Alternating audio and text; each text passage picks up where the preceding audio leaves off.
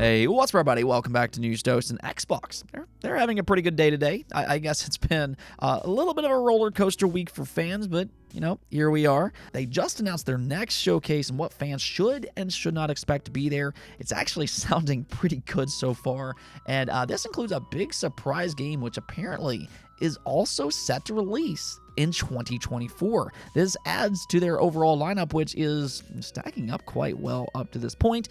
And then also we do have a big day one Xbox Game Pass title to talk about as well, which is set to release later this month. Like I said, Xbox has been having a pretty good day, but do also stay tuned for a Nintendo update as well, because it sounds like they have some big plans of their own, and this could impact that Switch successor that we're all just so patiently waiting for. Yeah, I know, right? But with that said, let's just go and jump right into things, starting off with Suicide Squad Kill the Justice League. After a year-long delay, it is set to release early next month on February 2nd, though the big question remains, will that wait actually be worth it? A lot of skepticism and concern has surrounded this game since it was first revealed, especially with its live service model. So have they actually done anything to alleviate those concerns? Have they made major improvements to the gameplay? And well, early previews have started to roll out today, and unfortunately, opinions have been mixed at best. There's still a lot of negative remarks regarding Suicide Squad and just the overall concept. I mean, you have places like IGN, and they're claiming that its combat is uninspired and that its open world feels tedious. Then you have GameSpot, and they're describing it as repetitive, and there's still just a lot of concern with its live service component. I mean, you have to remember that this is coming from Rocksteady, the same studio that brought us the Batman Arkham games. Those are some of the most beloved superhero games of all time. So this is a highly beloved single-player studio, and to see them pivot like this and to see them struggle with that live service model, it's just an unfortunate thing to hear for fans. I think that these companies really need to start asking themselves, is this pivot to live service at detriment to the game's quality? Now, some games can pull it off, but it's not a fit-all model, and it is risky, as the industry is starting to increasingly become aware of. And in this case, as unfortunate as it might be, this could end up being a major blunder if it doesn't work out.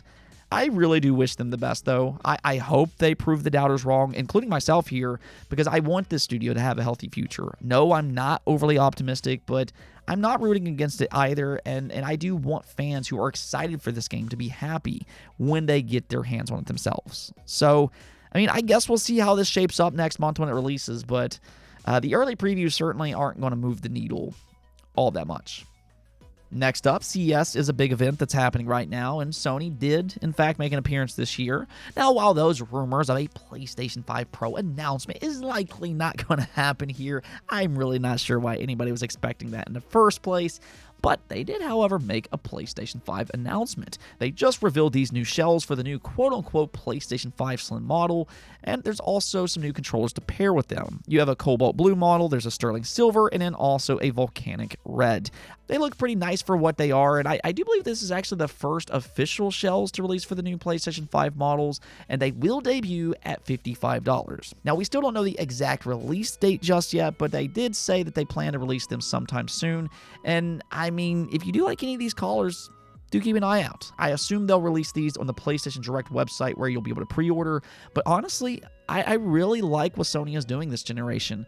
For as much flack as they've gotten for the unorthodox design of the PlayStation 5, I do, however, like that it's an easy console to customize. Just hopefully they'll continue to churn these out, including those special theme plates such as the Spider-Man edition. Those are the ones that I really do like to see, but nonetheless, you do have these collars as well. All right, so let's go and move on over to the Xbox news, because there's actually a lot to cover here. We do have a showcase to talk about here in a moment. Very exciting one at that. But before we do, let's go talk about this new Game Pass title for a moment. This is a day one game, and I'm talking about the strange Pokemon-like game with guns, Power World. Now, this game caught a lot of attention when it was first announced. It's just such a bizarre and weird concept, but interestingly, it does look like it could be fun. It's certainly a game that I never would have thought of myself, but when you see the gameplay, it does look like it could maybe be fun, and apparently, it is coming over to Game Pass later this month on January 19th. So even if you're on the fence about this game, if you are a subscriber, you can at least try it out and be a part of its early access.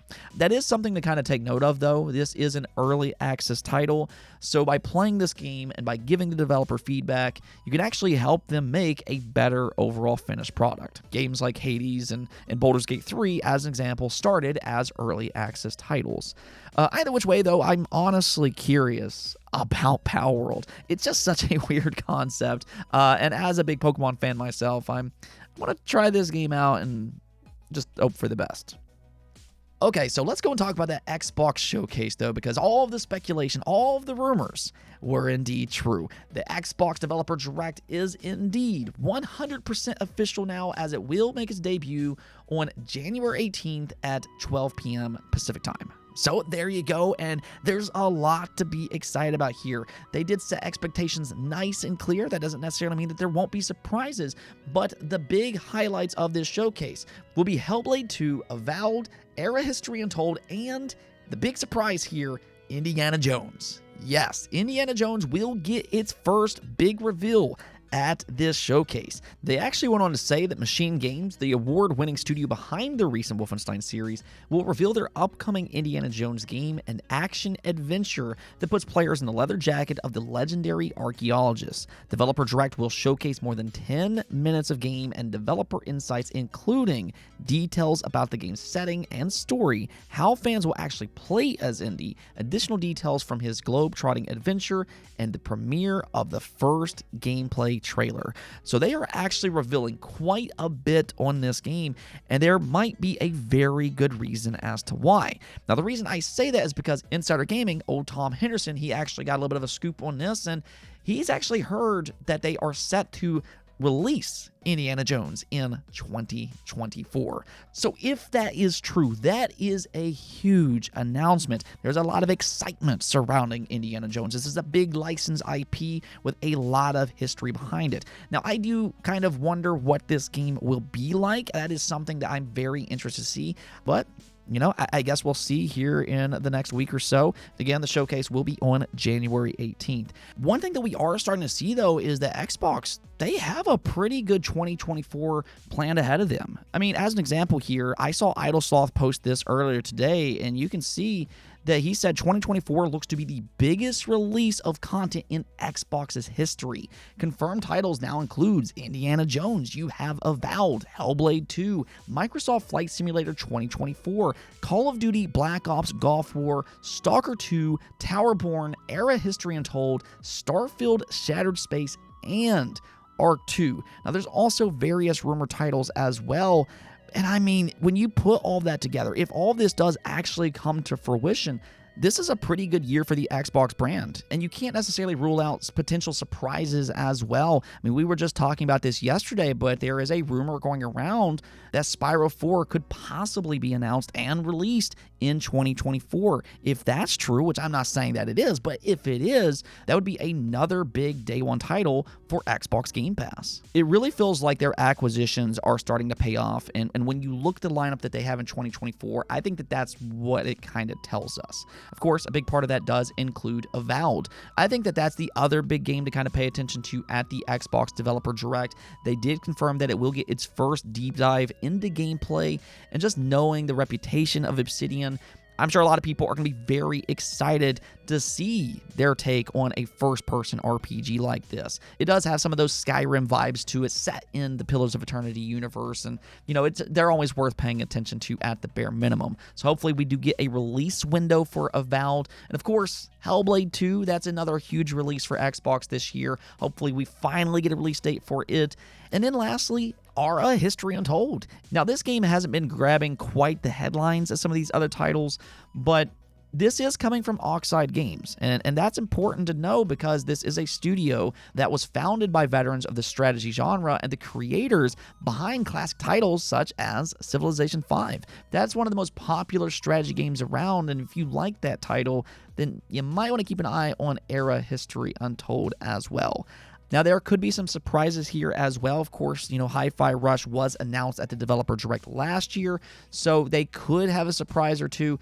But don't go in expecting anything from Activision Blizzard. They did confirm that Activision Blizzard will not be at this showcase. They said we can expect to see announcements from them later in the year. Either way, though, it sounds like there's some pretty exciting stuff planned for this Direct. We could get some release dates. We're going to get our first reveal for Indiana Jones and possibly even more. So tune in on January 18th. In the meantime, though, let me hear what you're most excited about at this Xbox Developer Direct. Okay, now we do also have some Nintendo news as well, because in a game industry report, they claim that Nintendo is in deep discussion with at least 3 external studios to work on some of their first-party IP. Not only that, though, but they also pointed out that Nintendo is currently expanding their current internal development capacity. They are launching a new development center, and this could help them offset longer development times. Of course, with improved visuals that the Switch 2 will bring, one of the downsides is that games will take longer to develop. They will require more developers. We've seen that with Xbox and PlayStation, and I think that that's why this report is just so interesting. How can Nintendo repeat that constant schedule of releases with the Switch Successor? You know, they've done such an excellent job this generation by releasing game after game after game, and it does sound like Nintendo has plans to keep that lineup churning into the next generation as well, by not only expanding their workforce, but by also licensing out their franchises to various third-party studios. Now, we've seen Nintendo do this in the past with games like Zelda Link's Awakening, Mario plus Rabbids, Metroid Dread, and even Luigi's Mansion 3. That was originally a second-party game developed by Next Level Games. They later on acquired them, but yeah, you know, Nintendo's no stranger to licensing out their games. But according to this report, it almost kind of sounds like Nintendo is going to double down on this strategy. You can read their full statement here, which says, "I also know that Nintendo is actively meeting with independent developers to find new partners. Some of that is around publishing independent games, which Nintendo does from time to time, but it's also seeking studios that could work on some of its IP. Nintendo regularly works with third-party teams, including Bandai Namco, Team Ninja, Platinum Games, Mercury Steam, WayForward, and Grezzo. But the company is looking to add to that roster, and I know of 3 studios that are deep in conversation around making games based on Nintendo brands. So they're not just working with their usual partners, but they're expanding. And that does make me wonder what we could possibly see next generation. You know, there could be some real surprises along the way, some new takes on popular IP like Zelda. And I think that that also bodes well for their dormant IP. You know, after all, that's how games like F-Zero GX was born. So who knows? Maybe we'll see an even more expansive lineup of franchises next generation with games like Star Fox, F-Zero, or maybe even the Mother series. Could those games possibly return? And with Nintendo maybe licensing out more of their games, I do view that as maybe an increased chance. I mean, we'll see what happens with all this, but all I know is that I continue to be excited for the Switch Successor. Anyways, though, that's it for this episode. Sounds like both Xbox and Nintendo fans have a lot to look forward to right now. But until next time, peace out.